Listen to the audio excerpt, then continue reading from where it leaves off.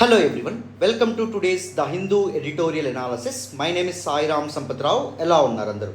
ఈ రోజు the Hindu editorial అనాలిసిస్లో మనం మాట్లాడుకునే మొదటి ఆర్టికల్ చూడండి. Old ties, very important article regarding GS paper 2. International రిలేషన్స్కి సంబంధించినటువంటి article, one of the most important articles, editorial articles appeared in the Hindu newspaper today. So before discussing this particular article, let us try to look at the title of this article, Old Ties.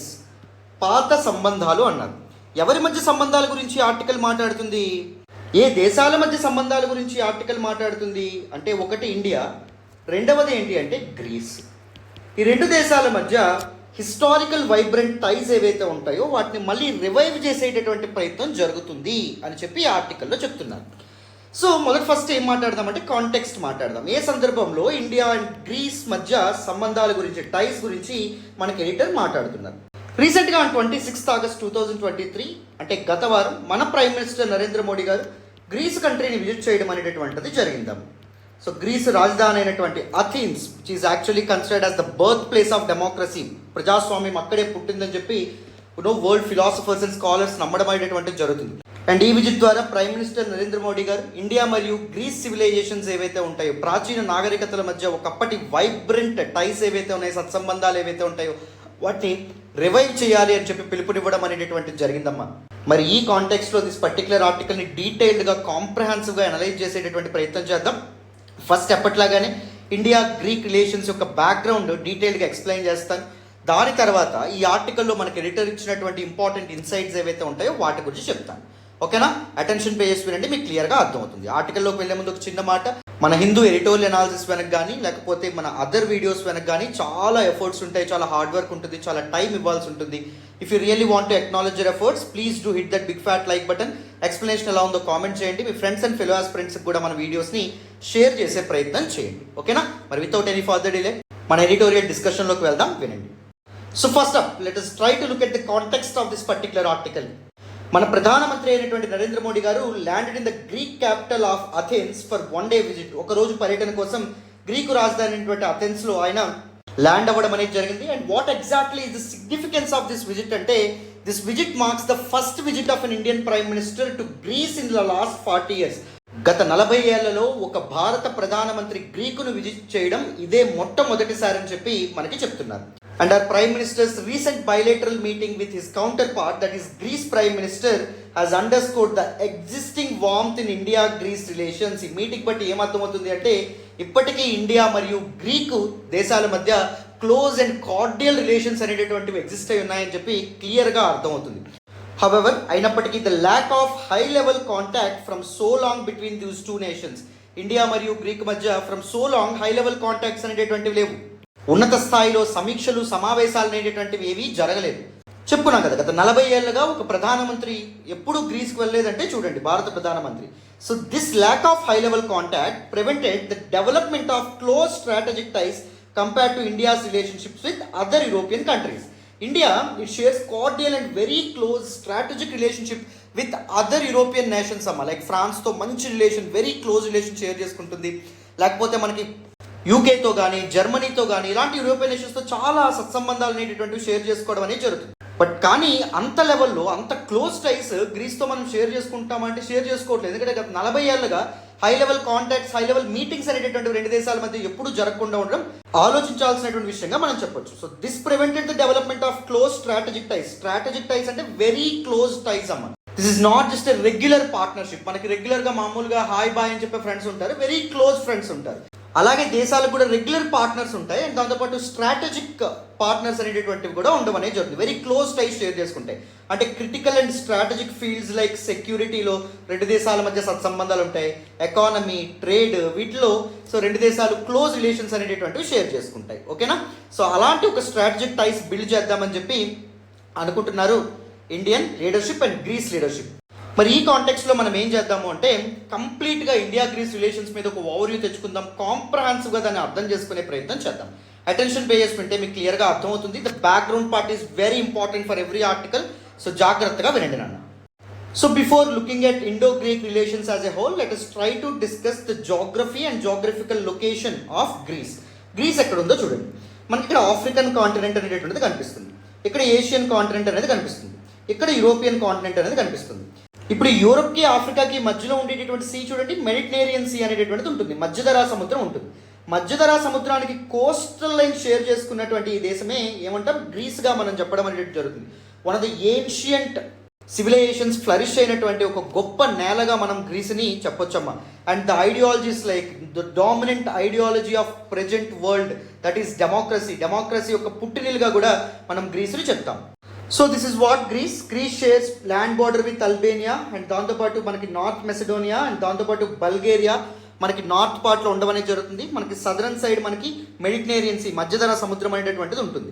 మనకి eastern side border టర్కీతో share చేసుకుంటుంది. టర్కీతో hostile relations అనేవి ఉంటాయి, అంటే not so good relations. మనకి గ్రీస్కి and టర్కీకి the island of Cyprus దాని యొక్క విషయంలో వివాదం అనేటటువంటిది ఉంది. నేను కొద్ది నిమిషాలు దాని గురించి కూడా డిస్కస్ చేస్తాను. There is nothing to worry at all.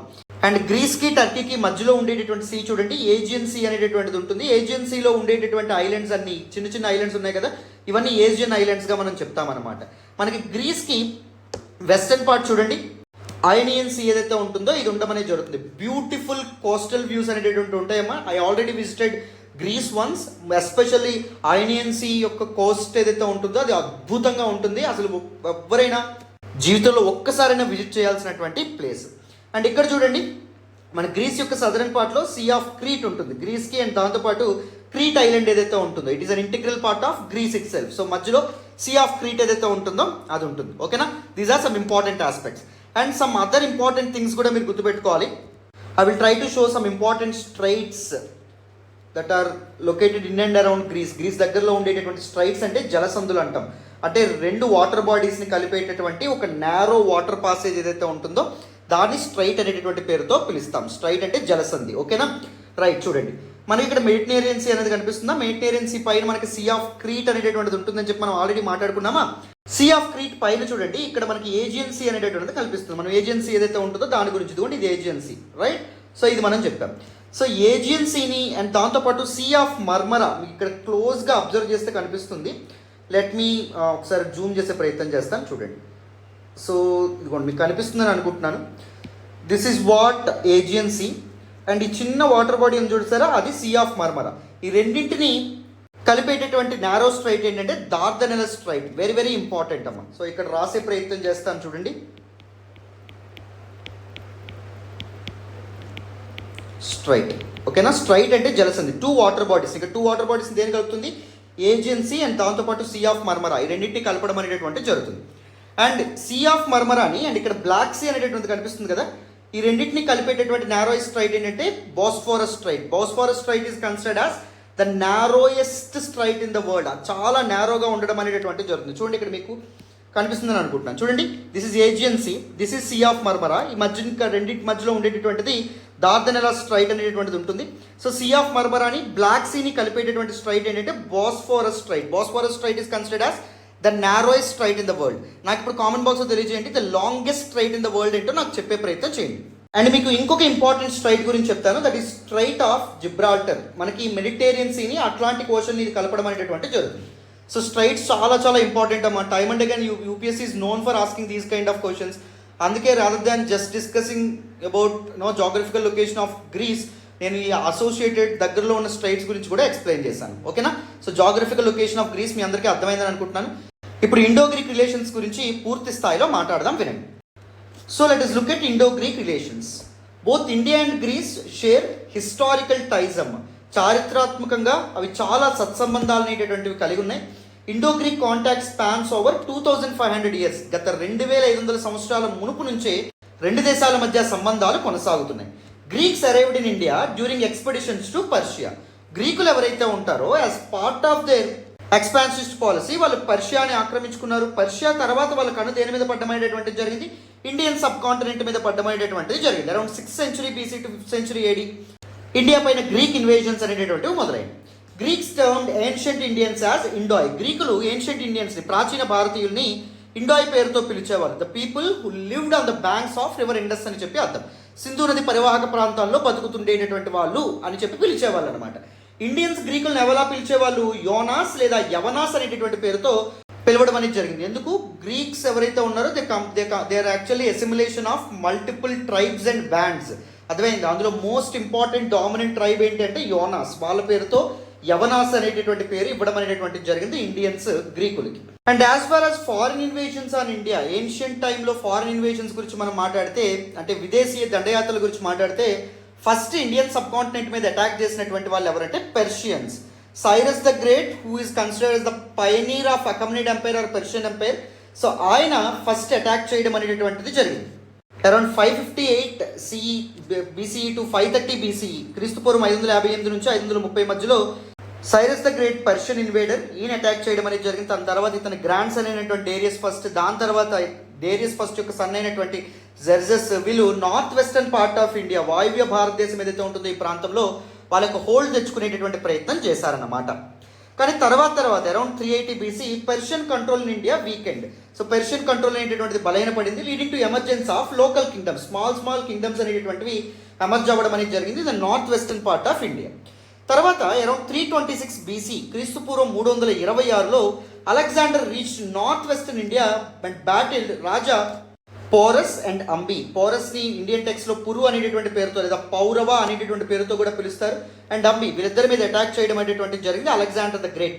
So అంబి అతన్ని వెల్కమ్ చేసినప్పటికీ, అలెగ్జాండర్కి లొంగిపోయినప్పటికీ, ద కింగ్ పోరస్ ఎవరైతే ఉన్నారో అలెగ్జాండర్తో ధైర్యంగా, ద మైటీ అలెగ్జాండర్స్ ఆర్మీ ఏదైతే ఉంటుందో దాంతో ధైర్యంగా పోరాటం చేయడం అనేది జరిగింది. సో వీళ్ళిద్దరికీ మధ్య జరిగినటువంటి యుద్ధాన్ని మనం బ్యాటిల్ ఆఫ్ హైదాస్పస్ అనేటటువంటి పేరుతో పిలుస్తాం. సో బ్యాటిల్ ఆఫ్ హైదాస్పస్ ఎక్కడ జరగడం అనేది జరిగింది అంటే on the banks of river Jhelum. These are some important points associated with this particular battle. ఇవన్నీ మనం హిస్టరీలో చదువుకుంటామమ్మా. సో ఎవరికైనా నేను చెప్పినటువంటి ఏన్షియంట్ ఇండియన్ హిస్టరీ క్లాసెస్ కంప్లీట్గా కావాలంటే డీటెయిల్గా ఉంటాయి. యూపీఎస్సీ పర్స్పెక్టివ్లో, ప్రిలిమ్స్ అండ్ మెయిన్స్ పర్స్పెక్టివ్లో డీటెయిల్గా కవర్ చేయడం అనేటువంటిది జరిగింది. కాంప్రహెన్సివ్గా ఉంటాయి. ఎవరికైనా కావాలంటే you can download hour app, link will be in the description. And దాని నుంచి మన క్లాసెస్ మీరు డైరెక్ట్గా వినొచ్చు. సో ఏం చెప్పుకున్నాం, Alexander under his policy of expansion and north western part of India ఏదైతే ఉంటుందో దాన్ని తన కంట్రోల్లోకి తెచ్చుకోవడం అనేటువంటిది జరిగింది. ఈ fought one important war on the banks of river Jhelum which is a tributary of river Indus, that is battle of Hydaspes. Alexander's influence overlap with Mauryan dynasty. Maurya సామ్రాజ్యం యొక్క అడ్మినిస్ట్రేషన్ మనం చూసినా, లేకపోతే అదర్ ఆస్పెక్ట్స్ చూసినా, అలెగ్జాండర్ రూల్, ఎలక్ట్రాన్స్ యొక్క influence అనేటటువంటిది, Greek influence అనేటటువంటిది మనకు క్లియర్గా కనిపిస్తుంది. అండ్ తర్వాత కాలంలో Mauryan Greece trade and interaction అనేటువంటిది ఎస్టాబ్లిష్ అవ్వడం అనేటువంటిది జరిగింది. సో మౌర్యన్ ఎంపైర్ అండ్ దాంతోపాటు గ్రీక్ ఎంపైర్ మధ్య సత్సంబంధాలు అనేటటువంటి కొనసాగడం అనేది జరిగింది. అలెగ్జాండర్ వెళ్తా ఏం చేయడం అనేది జరిగింది, అతని యొక్క జనరల్ అయినటువంటి లాయల్ జనరల్ అయినటువంటి సెల్యూకస్ నికేటర్ని నార్త్ వెస్టర్న్ పార్ట్ ఆఫ్ ఇండియాలో అతను సంపాదించుకున్నటువంటి భూభాగాలకి లీడర్ని చేయడం అనేది జరిగింది. సెల్యూకస్ నికేటర్తో Chandragupta Maurya, the founder of Mauryan empire, చాలా క్లోజ్ రిలేషన్స్ అనేటటువంటివి కూడా మెయింటైన్ చేయడం అనేది జరిగింది. Mauryan kings engaged in trade with Greece evidenced by coins and writings. So అక్కడ కాయిన్స్, గ్రీక్ కాయిన్స్ మనకి ఇక్కడ కనిపిస్తాయి, ఇక్కడ కాయిన్స్ మనకి అక్కడ కనిపించడం అనేటటువంటిది జరుగుతుంది. And after the decline of Mauryans, మౌర్యుల యొక్క సామ్రాజ్య పతనం తర్వాత the entire northern part of India became battle ground for many small dynasties. So authority కోసం, పవర్ కోసం ఫారిన్ పవర్స్ అండ్ దాంతోపాటు నేటివ్ పవర్స్ మధ్య కాన్ఫ్లిక్ట్ అనేటువంటిది కొనసాగింది. అందులో one of the most important foreign power who wanted to yield power, no authority over north western part of India ఎవరు అంటే Indo Greeks అనమాట. అర్థమైందా? One of the most important and famous Indo Greek king ఎవరు అంటే Menander. ఈయన significant portion of time northern part of ఇండియాని rule చేయడం అనేది జరిగింది. He noted for vast conquest and successes. చాలా ప్రాంతాలను ఆక్రమించుకున్నాడు, చాలా విజయాలను కూడా ఈయన సాధించడం అనేటటువంటిది జరిగిందమ్మా. కింగ్ మినాండర్ని ఇండియన్ టెక్స్ట్లో, ముఖ్యంగా బుద్ధిస్ట్ టెక్స్ట్లో మిలిందా అనేటటువంటి పేరుతో కూడా పిలుస్తారు. సో కింగ్ మినాండర్కి అండ్ దాంతోపాటు నాగసేన అనేటటువంటి ఒక బుద్ధిస్ట్ స్కాలర్ ఎవరైతే ఉన్నారో, ఇద్దరి మధ్య జరిగినటువంటి కాన్వర్జేషన్ చెప్పేటటువంటి బుక్ ఏంటి అంటే Milinda Panha. Milinda Panha book was actually written by Nagasena. Nagasena ఏ కాంటెక్స్లో ఆ బుక్ రాస్తాడు, so the Menander, king Menander ఎవరైతే ఉన్నారు ఇండో గ్రీక్ కింగ్, ఆయనకి అండ్ నాగసేనకి మధ్య జరిగినటువంటి కాన్వర్జేషన్ ఆయన రికార్డ్ చేయడం అనేటువంటి జరిగింది ఆ బుక్లో. ఓకేనా? These are some important historical linkages. ఎప్పటి నుంచో ఇండియాకి గ్రీక్కి ఎంత మంచి సంబంధాలు ఉన్నాయో మీకు అర్థమవుతుందని అనుకుంటున్నాను. So now let us look at classical Indian literature and Indo-Greek interaction. The ancient Indian literature-ని మనం క్లాసికల్ ఇండియన్ లిటరేచర్ అంటాం. సో గ్రీకుల యొక్క ప్రస్తావన ఇండియన్ ఏన్షియంట్ టెక్స్ట్ ఏవైతే ఉంటాయో వాటిలో ఎక్కడైనా ఉందా చూడండి. యుగ పురాణాలు ఏవైతే ఉన్నాయో అవి మహాభారత అండ్ బుద్ధిస్ట్ లిటరేచర్లో ఇండో గ్రీక్ ఇంటరాక్షన్ గురించి డీటెయిల్గా మెన్షన్ చేయడం అనేది జరిగింది. ఇలాంటి డిఫరెంట్ టెక్స్ట్లో Greeks were referred to as Yavanas, గ్రీకులని యవనాస్ అనేటటువంటి పేరుతో పిలువబడ్డమైనటువంటి జరిగింది. One of the books on astrology, ancient books on astrology, that is Gargi Samhita, దానిలో గ్రీకుల గురించి కూడా చాలా ప్రస్తావనలు అనేటటువంటివి కూడా ఉన్నాయి. And one of the ancient writers Panini, ఆయన రాసినటువంటి సాంస్క్రిట్ గ్రామర్ బుక్ అయినటువంటి అష్టాధ్యాయిలో యవనాస్ ఎవరైతే ఉన్నారో వీళ్ళ గురించి మెన్షన్ చేయబడ్డం అనేటువంటి జరిగింది.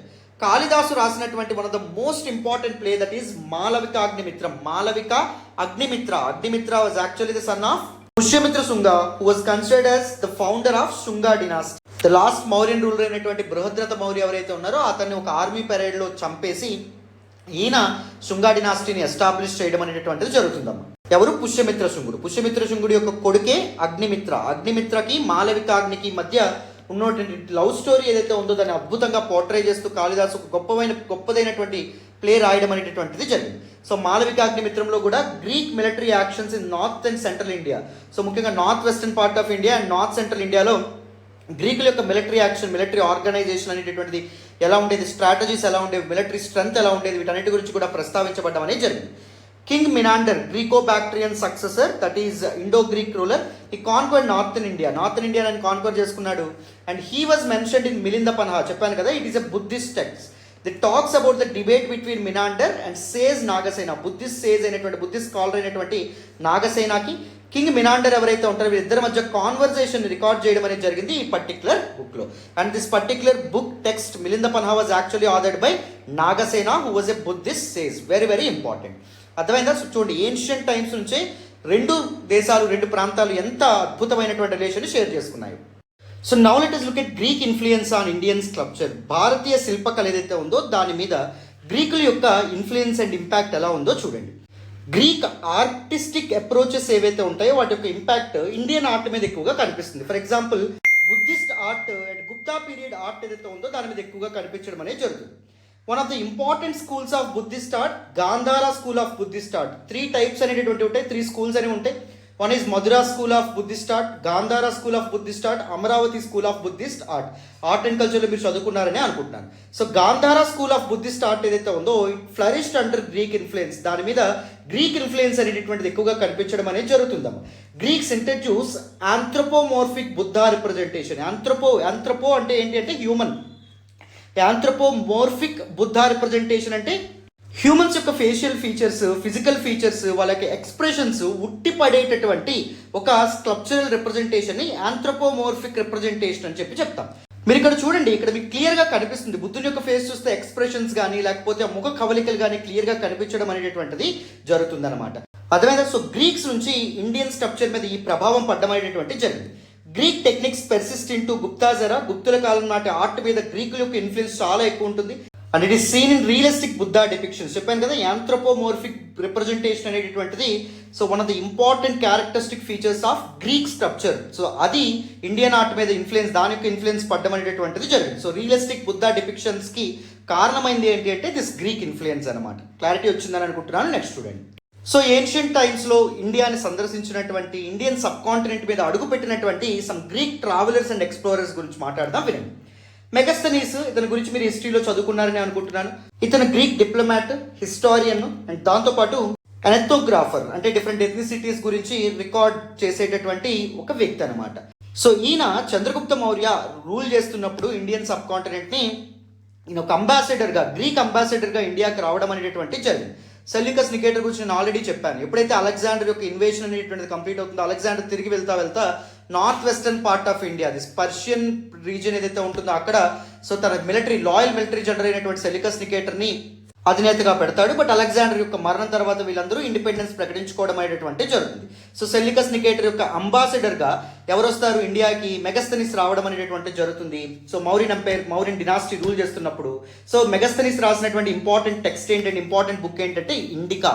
సో ఇండికా అనేటటువంటి బుక్లో మౌర్యన్ టైమ్స్ నాటి economic conditions, social conditions, political conditions, so వీటన్నిటి గురించి చాలా విషయాలు నేను తెలియపరచడం అనేటువంటి జరిగింది.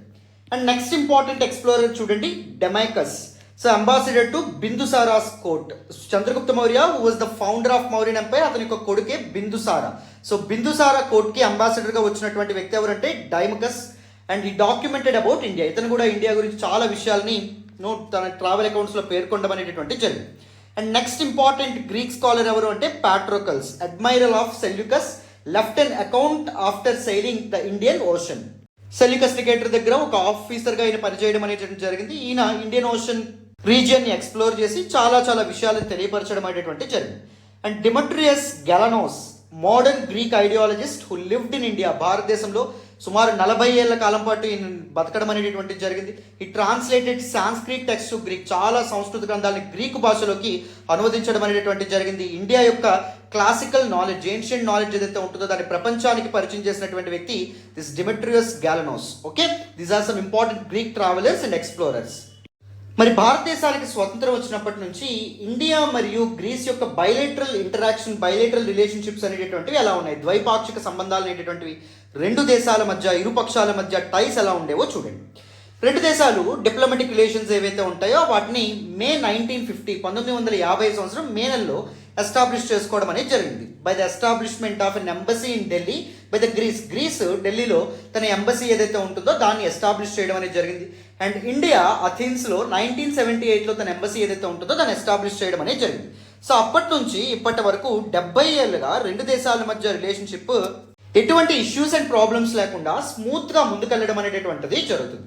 అండ్ ఈవెన్ 1985లో జరిగినటువంటి one of the most important meeting between 6 nations, దాన్ని 6 నేషన్ ఢిల్లీ డిక్లరేషన్ అనేటువంటి పేరుతో పిలుస్తాం. దేని మీద ఈ పర్టికులర్ మీటింగ్ అనేది, దేని మీద డిక్లరేషన్ రిలీజ్ చేశారు ఈ 6 నేషన్స్ కలిపి, న్యూక్లియర్ డిజార్మమెంట్ మీద. అంటే ప్రపంచ దేశాలు న్యూక్లియర్ వెపన్స్ ఏవైతే ఉంటాయో వాటిని వాడకూడదు, విడిచిపెట్టాలి అని చెప్పి పిలుపునిస్తూ 6 నేషన్స్ లైక్ స్వీడన్ కానీ, గ్రీస్ కానీ, అర్జెంటీనా కానీ, మెక్సికో కానీ, టాంజానియా కానీ ఈ డిక్లరేషన్ మీద సైన్ చేయడం అనేది జరిగింది. దీనిలో గ్రీస్ కూడా భాగంగా ఉంది, ఇక్కడ మీరు గమనించాలి. And response to India's nuclear test, ఎప్పుడైతే 1998లో ఇండియా తన న్యూక్లియర్ టెస్ట్ ఏవైతే ఉంటాయో వాటిని నిర్వహించడం అనేటటువంటిది జరిగిందో అప్పుడు almost all the western nations India మీద శాంక్షన్స్, ఆంక్షలు అనేటటువంటి విధించాలని చెప్పి అనుకున్నాయన్నమాట. ఎకనమిక్ టైస్ క్యాన్సిల్ చేసుకుందాము, ఇండియాతో ట్రేడ్ మీద శాంక్షన్స్ అనేటటువంటి విధిద్దాము అని చెప్పి అనుకోవడం జరిగింది. బట్ కానీ వెస్టర్న్ నేషన్స్కి one of the closest ally అయినటువంటి గ్రీస్, అండ్ గ్రీస్ అప్పుడు it is actually part of NATO, North Atlantic Treaty Organization. North Atlantic Treaty Organization it is an US led, United States of America lead చేసేటటువంటి ఒక security అలయన్స్గా మనం చెప్పొచ్చు. ఓకేనా, security అలయన్స్గా మనం చెప్పొచ్చు. Western nations, United States of America యొక్క వీళ్ళు ఎవరైతే ఉంటారో ఫ్రెండ్స్ అందరూ కలిపి, ఎలైస్ అందరూ కలిపి ఒక అలయన్స్గా ఏర్పాటు అవ్వడం అనేది జరిగింది. It's a collective security alliance. అంటే ఒక పర్టికులర్ నేటోలో ఒక సభ్యదేశం మీద ఎవరైనా అటాక్ చేశారనుకోండి, వేరే వాళ్ళు సపోజ్ రష్యా కానీ, నార్త్ కొరియా కానీ, చైనా కానీ అటాక్ చేశారనుకోండి, ఈ నేటో సభ్యదేశాలన్నీ కలిపి సో ఆ దేశం ఏదైతే అటాక్ చేస్తుందో దాని మీద అటాక్ చేయడం అనేటువంటి జరుగుతుంది. అంటే గ్రీస్ కూడా నేటోలో ఒక సభ్యమైనప్పటికీ, వెస్టర్న్ నేషన్స్కి క్లోజెస్ట్ అయినప్పటికీ, వెస్టర్న్ నేషన్స్ ఇండియా మీద శాంక్షన్స్ విధించాలనుకుంటున్న సమయంలో కూడా ఇండియా గ్రీస్ పక్కన నిలబడడం అనేటటువంటిది జరిగింది. ఆ సమయంలోనే గ్రీక్ యొక్క డిఫెన్స్ మినిస్టర్ సో మనకి ఇండియాని విజిట్ చేసి ఇండియాతో ఒక defence cooperation memorandum of understanding MOU agreement sign చేయడం అనేది జరిగింది. First NATO country defence minister to visit after test, nuclear test తర్వాత ఇండియాని విజిట్ చేసినటువంటి నేటో సభ్య దేశాలు ఏవైతే ఉంటాయో వాటి యొక్క డిఫెన్స్ మినిస్టర్ ఎవరైనా ఉన్నారు, ఫస్ట్ ఎవరు అంటే దట్ ఈస్ గ్రీస్ అని చెప్పి మనం చెప్పుకోవచ్చు. అండ్ డిఫరెంట్ ఇంటర్నేషనల్ ఫోరమ్స్లో ఇండియాని ఎప్పుడు గ్రీస్ సపోర్ట్ చేస్తూ రావడం అనేది జరిగింది. Backs India's quest for permanent United Nations Security Council seat. India ఎప్పటి నుంచో యునైటెడ్ నేషన్స్ సెక్యూరిటీ కౌన్సిల్ యొక్క పర్మనెంట్ మెంబర్ అవ్వాలని చెప్పి ఇది చేస్తుంది. యునైటెడ్ నేషన్స్లో రిఫార్మ్స్ తీసుకురావాలని చెప్పి ఇండియా ఎప్పటి నుంచో పిలుపులు ఇస్తుంది. సో యునైటెడ్ నేషన్స్లో one of the important key organ ఏంటి అంటే యునైటెడ్ నేషన్స్ సెక్యూరిటీ కౌన్సిల్, ఐక్యరాజ్య సమితి భద్రతా మండలి అని చెప్పి చెప్తారు. సెక్యూరిటీ రిలేటెడ్ ఇష్యూస్ మీద రెజల్యూషన్స్ పాస్ చేయడం అనేది జరుగుతుంది, యుఎన్ఎస్సి డెసిషన్ తీసుకోవడం అనేది జరుగుతుంది. దీనిలో 2 types ఆఫ్ మెంబర్స్ ఉంటారు, వన్ ఈ permanent members and non permanent members ఉండడం అనేది జరుగుతుంది. శాశ్వత సభ్యులు, తాత్కాలిక సభ్యులు ఉంటారు. పర్మనెంట్ మెంబర్స్ ఎవరు, వరల్డ్ వార్ 2లో విజయం సాధించినటువంటి అలైడ్ పవర్స్ ఎవరు వాళ్ళు, యునైటెడ్ స్టేట్స్ ఆఫ్ అమెరికా కానీ, యునైటెడ్ కింగ్డమ్ కానీ, ఫ్రాన్స్ కానీ, చైనా అండ్ దాంతోపాటు Russia. So these 5 are permanent నేషన్స్గా ఉండడం అనేది జరిగింది. పర్మనెంట్ నేషన్స్కి ఉండేటటువంటిది ఏంటి, వీటో పవర్ అనేటటువంటిది ఉంటుంది. For example United Nations Security కౌన్సిల్లో ఒక రెజల్యూషన్ తీసుకొచ్చారనుకోండి, ఫర్ ఎగ్జాంపుల్ రష్యా యుక్రెయిన్ మీద యూనిలాటరల్గా వార్ ప్రకటించింది కాబట్టి ప్రపంచ దేశాలన్నీ ఒకటయ్యి రష్యాని అడ్డుకోవాలి అని చెప్పి ఒక రెజల్యూషన్ పాస్ చేశారనుకోండి.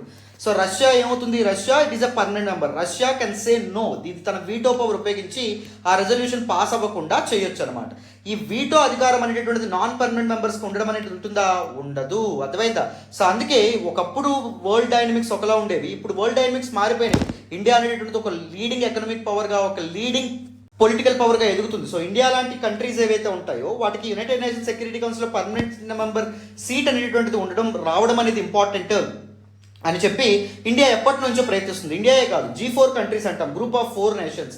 1 is Japan, second one India, third one Germany, fourth one Brazil. So ఈ 4 నేషన్స్ కూడా ఏం చేస్తున్నాయి? This particular United Nations Security council permanent seat కోసం ప్రయత్నం అనేటటువంటిది చేస్తున్నాయి. సో ఈ G4 రిజల్యూషన్స్ ఎప్పుడైతే పాస్ చేస్తాయి ఈ దేశాలు, అప్పుడు కూడా గ్రీస్ మనకు సపోర్ట్గా ఉండడం అనేది జరిగింది. Backs India's non permanent United Nations Security Council seat bid as well. So United Nation Security Council non permanent nations ఏ ఉండాలి అని చెప్పి సో ఏమవుతుంది, ఎలక్షన్స్ అవ్వడం అనేది జరుగుతుంది. దానిలో కూడా ఎప్పుడు గ్రీస్ అనేటటువంటిది మనకు సపోర్టివ్గా ఉండడం అనేటువంటిది జరిగింది. And even at other international ఫోరమ్స్లో కూడా ఇండియాకి ఎప్పుడు గ్రీస్ సపోర్టివ్గా ఉంది. సో ఇది మనం గమనించదగినటువంటి విషయం. అండ్ సొలిడారిటీ అండ్ కండెమ్నేషన్, ఎప్పుడు మన ఇండియాకి ఒక స్ట్రెంగ్త్ కింద గ్రీస్ నిలబడడం అనేది జరిగింది. ఇండియాకి ఎగనెస్ట్గా ఏవైనా ఇష్యూస్ జరిగితే వాటిని కండెమ్ చేయడం, వాటిని ఖండించడం కూడా జరగడం అనేది జరిగింది. Strong condemnation of Mumbai and Pulwama attacks. So Mumbai attacks అని జరిగినప్పుడు, పుల్వామా అటాక్స్ జరిగినప్పుడు, సో ఈ అటాక్స్ ఏవైతే ఉంటాయో వాటిని స్ట్రాంగ్గా గ్రీస్ ఖండించడం అనేది జరిగింది. And even in the India EU Porto summit 2021 ఇలాంటి ఇంపార్టెంట్ శిఖరాగ్ర సమావేశాలు, హై లెవెల్ సమిట్స్ ఏవైతే ఉంటాయో అప్పుడు గ్రీక్ అఫీషియల్స్ ఎవరైతే ఉంటారు, గ్రీక్ లీడర్స్ ఎవరైతే ఉన్నారో, they expressed full solidarity and full support to India in European యూనియన్లో ఇండియాకి చాలా చక్కగా సపోర్టివ్గా ఉండమనేటటువంటి జరిగింది. European Union is 27 member bloc, దానిలో గ్రీస్ కూడా ఒక సభ్యదేశం, గుర్తుపెట్టుకోవాలి. Overwhelming support in international forums, all the international ఫోరమ్స్లో, ఇంటర్నేషనల్ కోర్ట్ ఆఫ్ జస్టిస్లో కానీ, లేకపోతే ఇంటర్నేషనల్ మానిటరీ ఫండ్ కానీ, ఇంటర్నేషనల్ మ్యారిటైమ్ ఆర్గనైజేషన్ కానీ, ఇలాంటి చాలా ఇంటర్నేషనల్ ప్లాట్ఫామ్స్లో ఇండియాకి ఎప్పుడు గ్రీస్ సపోర్టివ్గా ఉండడం అనేటటువంటి జరిగింది over these years. But this particular partnership, India and grace మధ్య పార్ట్నర్షిప్ దో ఇంత హిస్టారికల్ టైస్ ఉన్నప్పటికీ అది రెగ్యులర్ పార్ట్నర్షిప్ లానే ఉంది. బట్ ఇప్పుడు బోత్ నేషన్స్ ఏమనుకుంటున్నాయి, సో ఒక స్ట్రాటజిక్ పార్ట్నర్షిప్ కింద దాన్ని మార్చాలని చెప్పి అనుకుంటున్నాయి. క్లోజర్ టైస్ కోసం కృషి చేస్తున్నాయి. సో రెండు దేశాల మధ్య డిఫెన్స్ టైస్ అనేటటువంటివి చూడండి. హిస్టారికల్గా, చారిత్రాత్మకంగా Indo Greeks had strong military, బలమైనటువంటి మిలిటరీ స్ట్రెంత్ అనేటటువంటిది ఉండేది. Present India and Greece maintain strong military capabilities as well. ఇప్పుడు కూడా both India and Greece strong మిలిటరీని కలిగి ఉన్నాయి. మిలిటరీ స్ట్రెంత్ మనం చూస్తే India possess one the world strongest militaries. మన మిలిటరీ చాలా అతి బలమైనటువంటి మిలిటరీ, దానిలో సందేహమే లేదు. And even Greece rank 16th globally in air force స్ట్రెంత్లో గ్రీసు 16వ స్థానంలో ఉండమనేది జరిగింది. యూరోపియన్ యూనియన్ కంట్రీస్లో అంటే 27 సభ్య దేశాల్లో థర్డ్ ఉండమనేది జరిగింది Greece, with significant navy fleet కూడా బలంగా ఉండడం అనేటటువంటి జరిగింది గ్రీస్కి. అండ్ చాలా MOUs, డిఫెన్స్ కోఆపరేషన్ సంబంధించినటువంటి అగ్రిమెంట్స్ కూడా సైన్ చేయడం అనేది జరిగింది. 1998లో ఈ రెండు దేశాలు MOU and defence cooperation sign చేయడం అనేది జరిగింది. ఒకదానికి ఒకటి సపోర్ట్ చేసుకుంటానని చెప్పి defence related issues, security related ఇష్యూస్లో resulted in joint military programmes, తర్వాత joint military exercises and programmes అనేటటువంటివి మొదలైన రెండు దేశాల మిలిటరీల మధ్య. Support and recognition, grace recognizes India's world power. Greece ఇండియాని ఒక వరల్డ్ పవర్గా, ఒక సుప్రీం పవర్గా రికగ్నైజ్ చేసింది. Greece stood by India after 1998 nuclear test తర్వాత వెస్టర్న్ నేషన్స్ అన్ని when they are contemplating about launching sanctions on India మీద ఆంక్షలు విధించాలి అని చెప్పి అనుకున్నటువంటి సమయంలో only NATO nation, the first ever NATO nation that wanted to support India. And defence cooperation సంబంధించిన అగ్రిమెంట్ కూడా ఆ సమయంలో చేయడం అనేటటువంటి జరిగింది. Kashmir and cypress issue, so grace Kashmir ఇష్యూలో ఇండియా పాకిస్తాన్ మధ్య కాన్ఫ్లిక్ట్, కాశ్మీర్ పైన కాన్ఫ్లిక్ట్ ఉంది కదా, దానిలో ఇండియాకి సపోర్ట్ చేయడం అనేటటువంటి జరుగుతుంది. Considering it as an internal matter. So Kashmir అనేటటువంటిది ఒక internal matter, it is actually integral part of India కాబట్టి, అది వాళ్ళ యొక్క అంతర్గత విషయం కాబట్టి దాని మీద ఏ డెసిషన్ అయినా వాళ్ళు తీసుకుంటారు అని చెప్పి ఎన్నోసార్లు గ్రీస్ మనకి చెప్పడం అనేటటువంటిది జరిగింది ప్రపంచ వేదికల మీద. And even Cyprus issue is an island అమ్మా, that is located in the southern region of Turkey కింద ఉండడం అనేటటువంటి జరుగుతుంది ఇన్ ద మెడిటరేనియన్ సీ, మధ్యధరా సముద్రంలో. సో ఈ సైప్రస్ ఏదైతే ఉంటుందో, ఈ సైప్రస్ గురించి రెండు దేశాల కాన్ఫ్లిక్ట్ అనేటటువంటిది ఉంది. ఒకటి గ్రీసు, ఇంకొకటి ఏంటి అంటే టర్కీకి వ్యతిరేకంగా ఈ సైప్రస్ విషయంలో ఇండియా గ్రీస్ ఏదైతే ఉంటుందో దానికి సపోర్ట్ చేస్తూ వస్తుంది. అండ్ ఓవర్ దీస్ చాలా జాయింట్ ఎక్సర్సైజెస్ కండక్ట్ చేయడం అనేది జరిగింది. 2017లో ఒక ఎక్సర్సైజ్ కండక్ట్ చేశారు, joint exercise, naval exercise. And దాంతోపాటు 2021లో కూడా ఒక జాయింట్ ఎక్సర్సైజ్ ఇండియన్ నేవీ ఫ్రిగేట్కి అండ్ థెమిస్టోక్లిస్ ఫ్రిగేట్, ఈ రెండింటి మధ్య ఏం జరిగింది, జాయింట్ ఎక్సర్సైజ్ కూడా జరిగింది. Air force collaboration, so Blue Flag exercises ఏవైతే ఉంటాయో వాటిలో పార్టిసిపేట్ చేయడం అనేటటువంటి జరిగింది. బోత్ దీస్ నేషన్స్, ఇజ్రాయెల్లో జరిగినటువంటి బ్లూ ఫ్లాగ్ ఎక్సర్సైజ్లో ఎయిర్ ఫోర్స్ ఎక్సర్సైజ్లో 2 nations both India and Greece participate చేయడం అనేది జరిగింది. Greek invitation to India mission for ఇన్క్యో is 2021 exercise. It is actually multilateral military exercise. దీనిలో గ్రీక్ ఇండియన్ ఇన్వైట్ చేయడం అనేటటువంటి జరిగింది. గ్రీస్ జాయింట్ ట్రైనింగ్ ఎక్సర్సైజెస్ కూడా చాలా కండక్ట్ చేయడం అనేటటువంటి జరిగింది, 2 దేశాల యొక్క మిలిటరీస్ కలిపి. స్ట్రాటజిక్ పార్ట్నర్షిప్ అండ్ ప్రొడక్షన్, 2 దేశాల మధ్య జరుగుతున్నటువంటి జాయింట్ మిలిటరీ ఎక్సర్సైజ్ కానీ లేకపోతే skill exchange programmes, knowledge exchange programmes, technology exchange programmes, ఇవి 2 దేశాల మధ్య బైలేటరల్ టైస్, ద్వైపాక్షిక సంబంధాలను ఇంకా బలోపేతం చేస్తున్నాయి. Indian naval presence in Mediterranean showcases power projection across Eurasian land masses.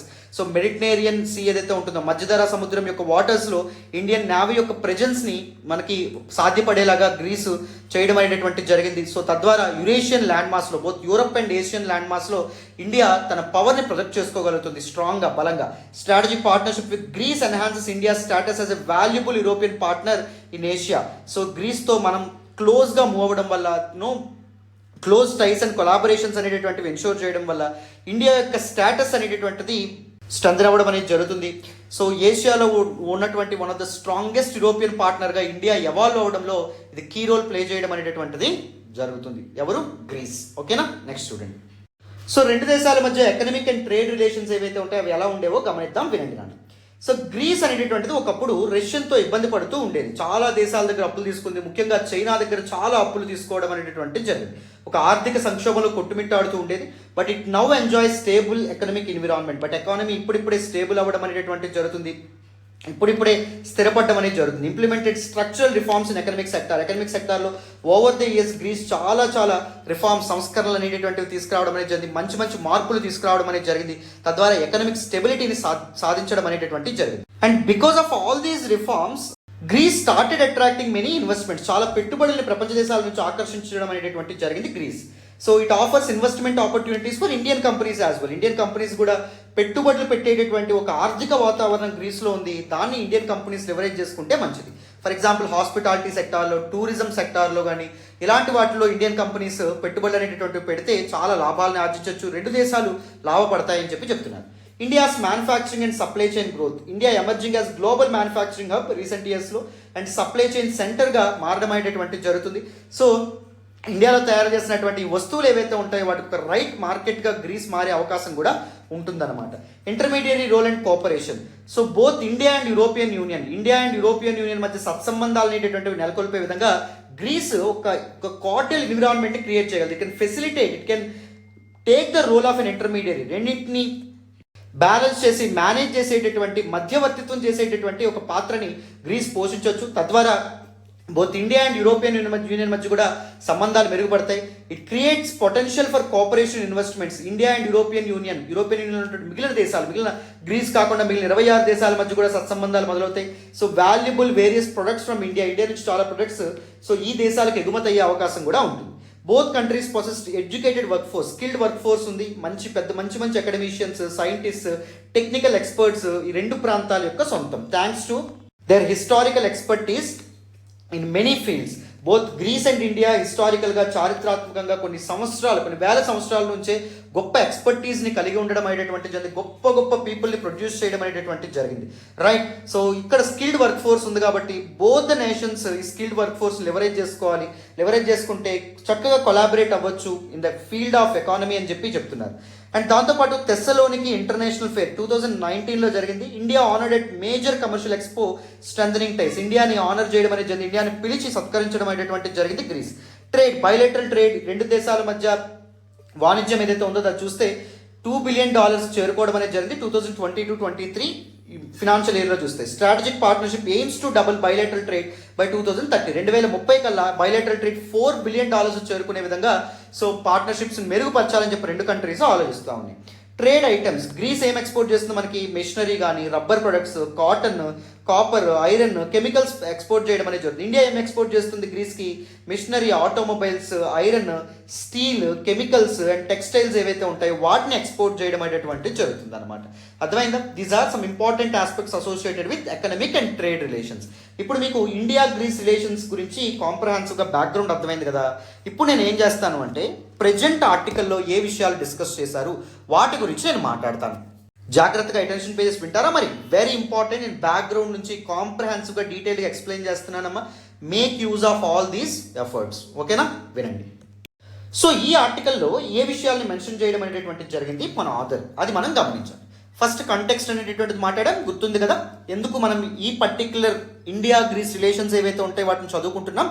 మన ప్రైమ్ మినిస్టర్ నరేంద్ర మోడీ గారు ఆన్ 26th August 2023 గత వారం గ్రీస్ రాజధాని అయినటువంటి అథెన్స్కి చేరుకోవడం అనేటటువంటిది జరిగింది ఫర్ ఏ 1 day మీటింగ్. ఒక రోజు అక్కడ ఉండేటటువంటి గ్రీస్ ప్రైమ్ మినిస్టర్ ఎవరైతే ఉన్నారో ఆయన్ని మీట్ అవ్వడానికి.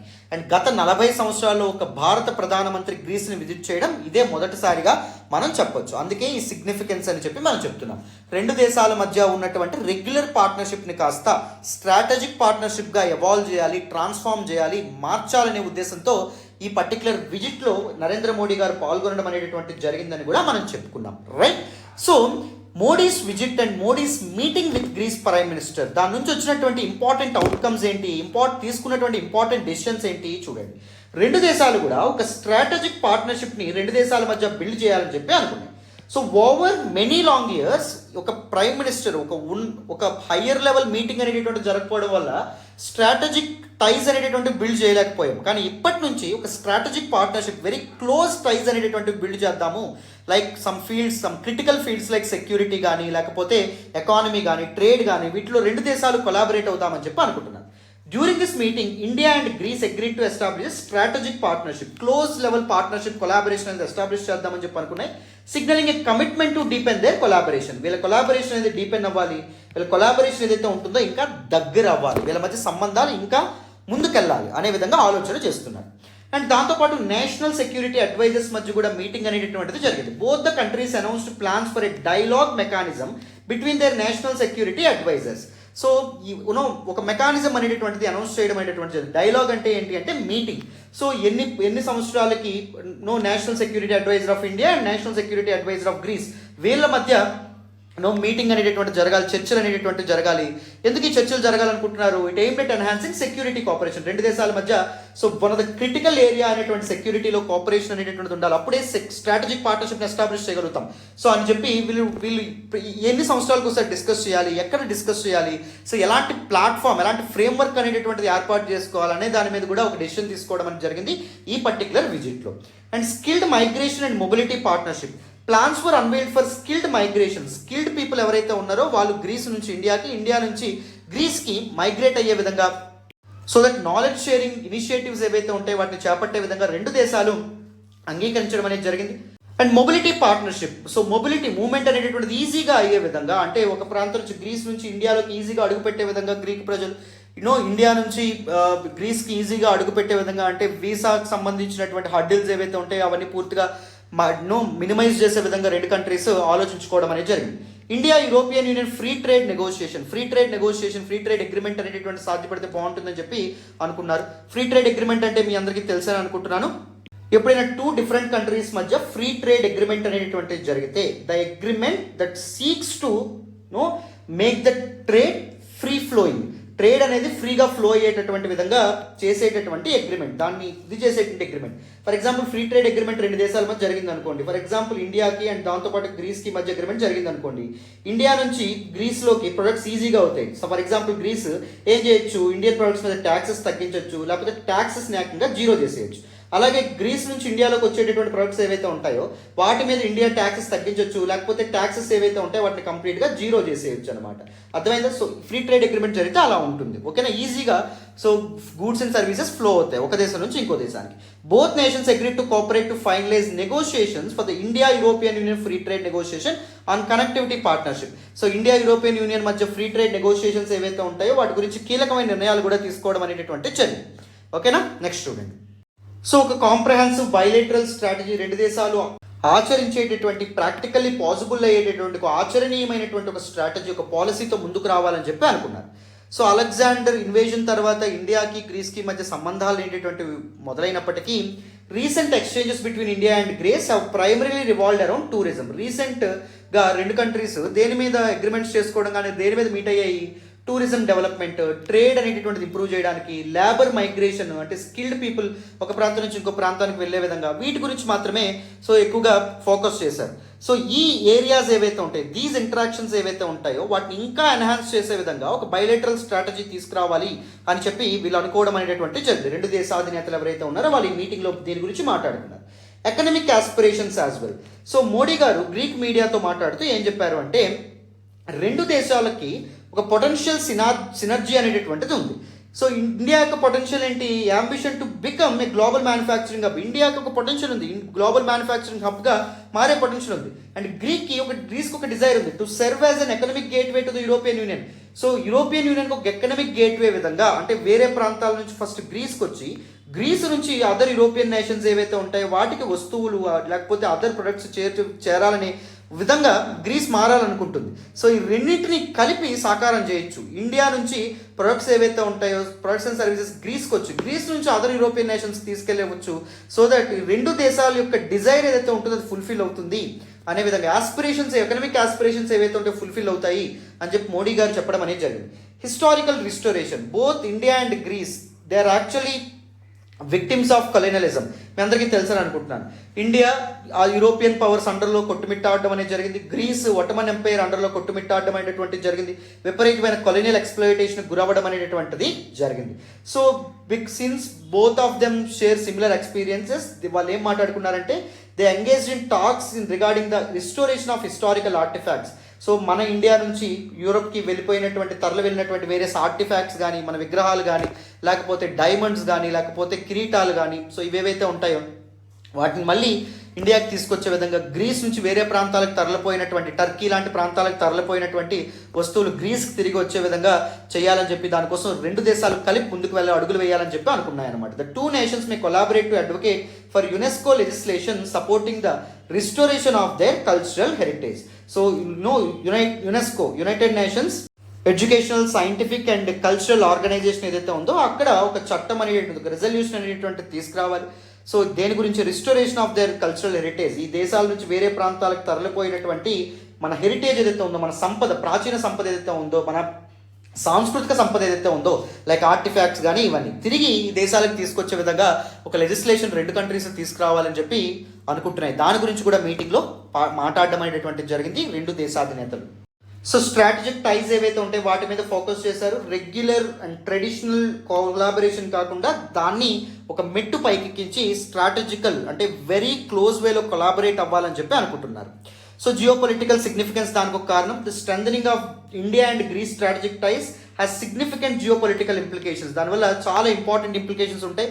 ఇండియాకి చాలా మంచి అవుట్కమ్స్ అనేటటువంటి ఉంటాయి. Greece overcoming economic challenges. Greek ఇప్పుడు రష్యా నుంచి బయటపడడం అనేటటువంటి జరిగింది. అండ్ పాస్ట్ చైనీస్ ఇన్వెస్ట్మెంట్స్, గతంలో చాలా గ్రీస్లో చాలా ఇన్వెస్ట్మెంట్స్ చైనా పెట్టడం అనేటటువంటిది జరిగింది. దాని నుంచి ఇప్పుడు మెల్లమెల్లగా గ్రీస్ బయటపడుతుంది అనమాట. ద షకిల్స్ ఆఫ్ చైనా, చైనా యొక్క డెట్ ట్రాప్ నుంచి గ్రీస్ బయటపడడం అనేది జరుగుతుంది. సో ఈ సమయంలో ఇండియా గ్రీస్కి దగ్గర అవ్వడం అనేటటువంటిది వెరీ వెరీ ఇంపార్టెంట్. ఇది ఇండియాకి చాలా చక్కగా ఉపయోగపడుతుంది.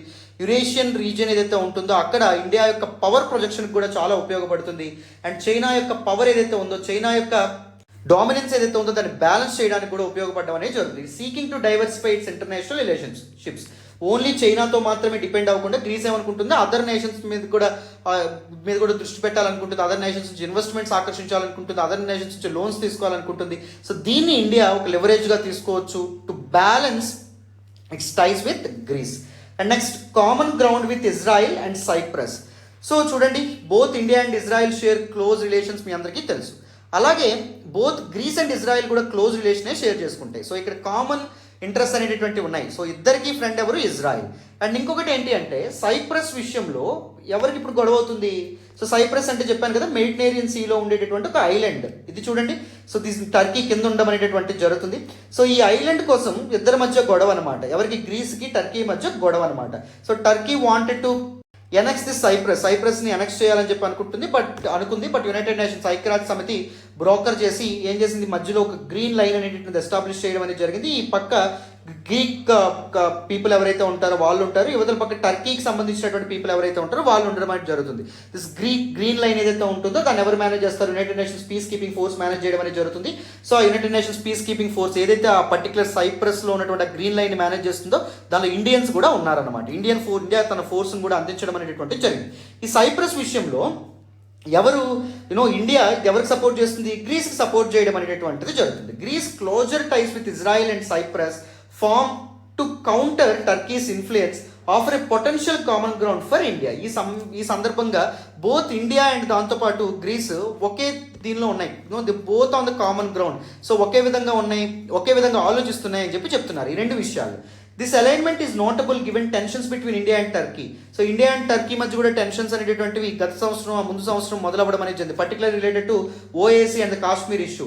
ఫర్ ఎగ్జాంపుల్ కాశ్మీర్కి మనం ఏం చేయడం అనేది జరిగింది, 2019 ఆగస్ట్ నెలలో మనం కాశ్మీర్కి స్పెషల్ స్టేటస్ ఇచ్చేటటువంటి ఆర్టికల్ 370, ఆర్టికల్ 35 ఏవైతే ఉంటాయో వాటిని అబ్రిగేట్ చేయడం అనేటువంటి జరిగింది.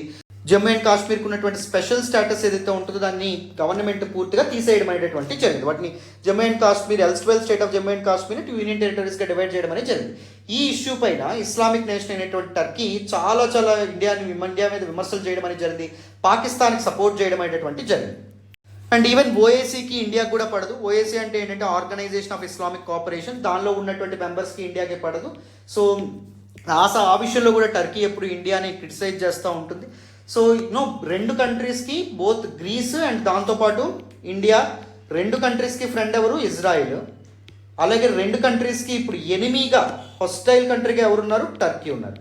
సో ఈ రెండు కామన్ గ్రౌండ్ షేర్ చేసుకుంటున్నాయి అనమాట. ఈ రెండు విషయాల్లో సిమిలర్గా ఉండడం అనేటువంటి జరుగుతుంది. సో అది కూడా ఇద్దరి మధ్య టైస్ని ఎన్హాన్స్ చేస్తుందని చెప్తున్నారు. Maritime security, India and Greece historically maritime powers.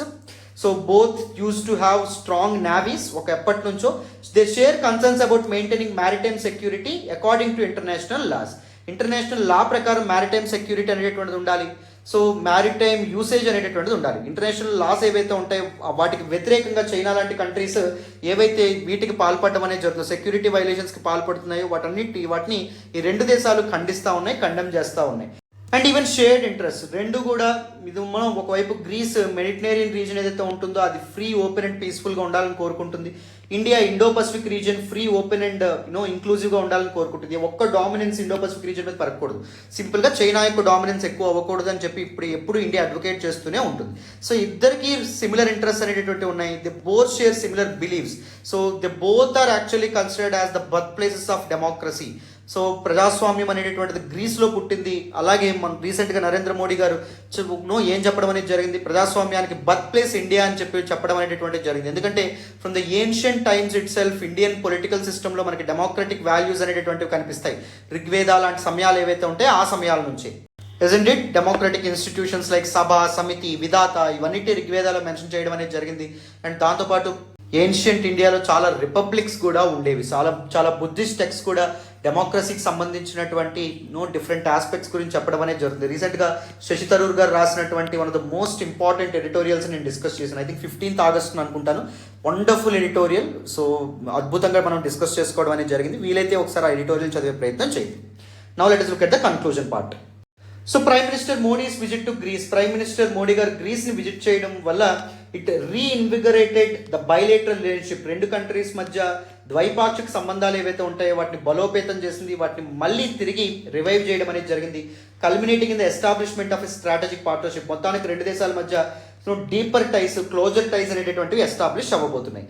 The focus on strategic ties, economic collaboration, historical restoration, వీటన్నింటి మీద రెండు కంట్రీస్ ఆలోచనలు చేశాయని చెప్పుకున్నాం కదా. షేర్డ్ జియో పొలిటికల్ ఇంట్రెస్ట్ కూడా paves the way for enhanced cooperation between two nations. వీటి వల్ల రెండు నేషన్స్ మధ్య కోఆపరేషన్ ఇంకా బలం అవుతుంది, ఇంకా క్లోజ్ అవుతుందని చెప్పి కూడా మనం చెప్పుకోవచ్చు. ద కాన్వర్జెన్స్ ఆఫ్ అంబిషన్స్, రెండు కంట్రీస్ యొక్క ఎకనమిక్ ఆస్పిరేషన్స్, పొలిటికల్ ఆస్పిరేషన్స్ ఒకటే, రెండు కంట్రీస్ యొక్క ఇంట్రెస్ట్ ఒకటే. It indicates the potential for India and Greece to leverage their partnership. So వాళ్ళ పార్ట్నర్షిప్ని ఉపయోగించుకొని రెండు కంట్రీస్ మ్యూచువల్గా బెనిఫిట్ అవ్వాలి. సో దట్ వాళ్ళు బ్రాడర్ రీజనల్ స్టెబిలిటీ, మెడిటరేనియన్ రీజియన్లో స్టెబిలిటీని ఎన్షూర్ చేయొచ్చు గ్రీస్, వెరస్ ఇండో పసిఫిక్ రీజియన్లో ఇండియా స్టెబిలిటీని ఎన్షూర్ చేయొచ్చు. సో రెండు కంట్రీస్ వీళ్ళ మధ్య క్లోజర్ టైజ్ ఏవైతే ఉంటాయో వాటిని ఉపయోగించుకోవాలి, తద్వారా రెండు కంట్రీస్ లాభపడాలని చెప్పి మనకి author of this particular article చెప్పడం అనేటటువంటి జరిగింది. ఓకేనా. సో బ్యాక్గ్రౌండ్ అనేటటువంటిది వెరీ వెరీ ఇంపార్టెంట్. నేను ఎందుకు బ్యాక్గ్రౌండ్ మీద ఫోకస్ చేస్తున్నాను మీ అందరికీ అర్థమవుతుందని అనుకుంటున్నాను.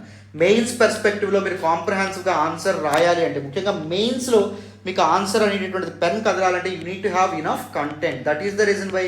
సో నేను ఏ ఎడిటోరియల్ చెప్పినా, ఏ ఆర్టికల్ చెప్పినా, I am focusing more on కాంప్రహెన్సివ్నెస్. 360 degrees అనాలిసిస్ మీద ఫోకస్ చేస్తున్నాం. డీటెయిల్డ్గా ప్రతి టాపిక్ని మనం నేర్చుకుంటున్నాం. ఈ ఎఫర్ట్స్ మీకు నచ్చుతున్నట్టయితే please do hit that big fat like button. Explanation ఎలా ఉందో కామెంట్ చేయండి. మీ ఫ్రెండ్స్ అండ్ ఫెలో ఆస్పిరెంట్స్ కూడా మన వీడియోస్ని షేర్ చేయండి. ఓకేనా. So this is all about today's the Hindu editorial analysis అమ్మ. Thank you so much for all the support and all the love so far. మళ్ళీ నెక్స్ట్ క్లాస్లో కలుద్దాం. బాయ్ నాన్న.